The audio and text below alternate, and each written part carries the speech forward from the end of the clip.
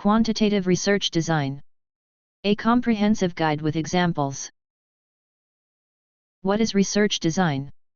Research design refers to the overarching plan or strategy that guides a research project from its conception to the final analysis of data. It encompasses the systematic arrangement of steps and procedures that researchers follow to address their research questions or hypotheses effectively. This includes decisions regarding the type of study, data collection methods, sampling techniques, data analysis procedures, and ethical considerations, all aimed at ensuring the study's validity, reliability, and relevance to the research objectives. 4 Common research design: descriptive, correlational, experimental, quasi-experimental. Descriptive research design. Descriptive research design focuses on observing and describing existing conditions, behaviors, or characteristics without manipulating variables or inferring causality. It is commonly used in social sciences and observational studies to provide a comprehensive understanding of a phenomenon within a specific context. Descriptive research employs techniques such as surveys, questionnaires, observations, and archival data analysis to gather and summarize information accurately. Descriptive research design purely describes the characteristics of the data. Does not explore the relationship between different variables nor the causes. Perfect for addressing what, who, where, when. Correlational research design involves identifying and measure relationship between 2 or more variables without manipulating them. Useful when a change in one thing's accompanying by another things. Correlational research design. Correlational research design involves identifying and measuring the relationship between 2 or more variables without manipulating them. This means studying how changes in one variable are associated with changes in another variable. It is particularly useful for understanding if there's a consistent pattern or connection between different factors, without assuming causation. For example, it can show if higher levels of education are correlated with higher income, without implying that education causes higher income.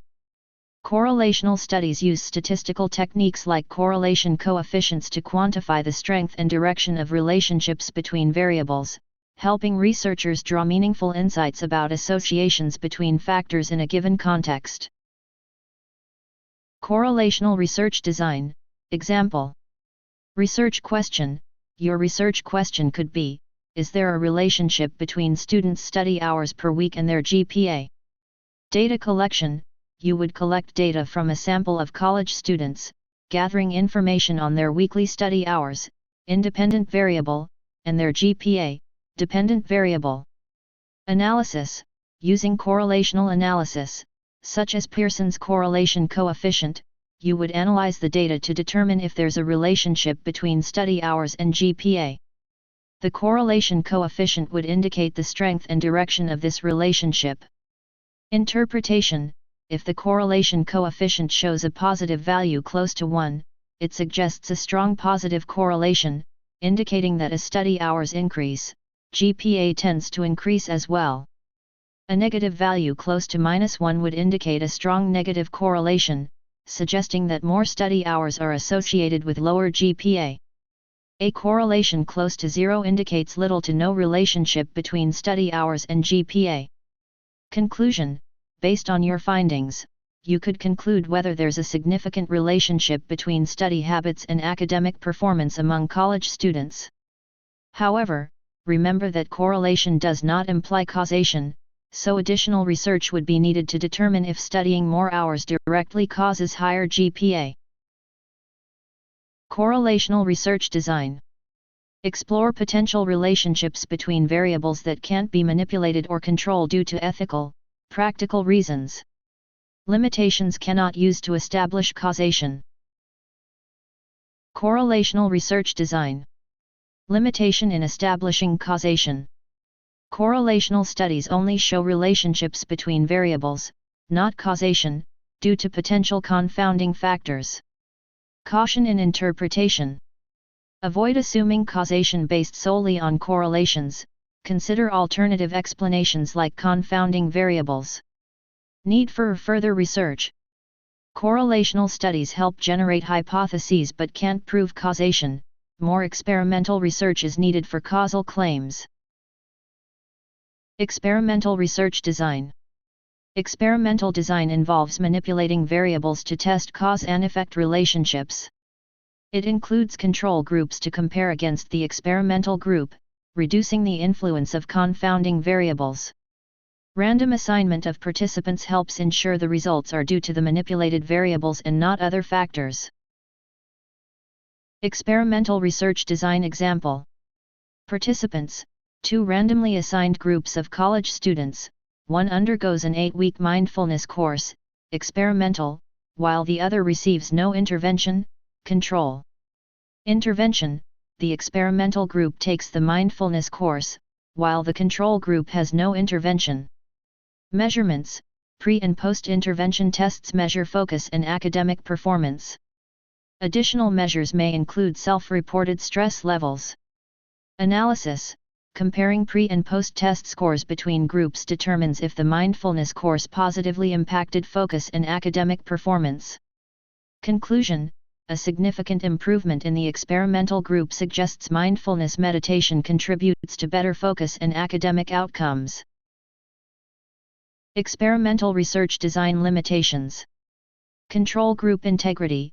Ensuring the control group remains free from unintended exposure to mindfulness practices is challenging, impacting the study's ability to attribute effects solely to the intervention.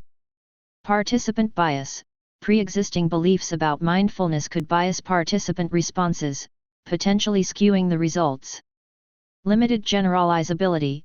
Findings may not apply broadly beyond the specific college student population studied. Short-term focus. The study may primarily capture short-term effects, requiring further investigation into long-term impacts. Ethical and resource considerations. Ensuring participant well-being, confidentiality, and managing resource intensity are essential for conducting the study effectively.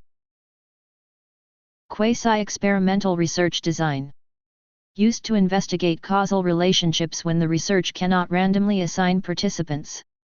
Involves studying cause and effect relationships without random assignment to groups, often due to ethical or practical constraints.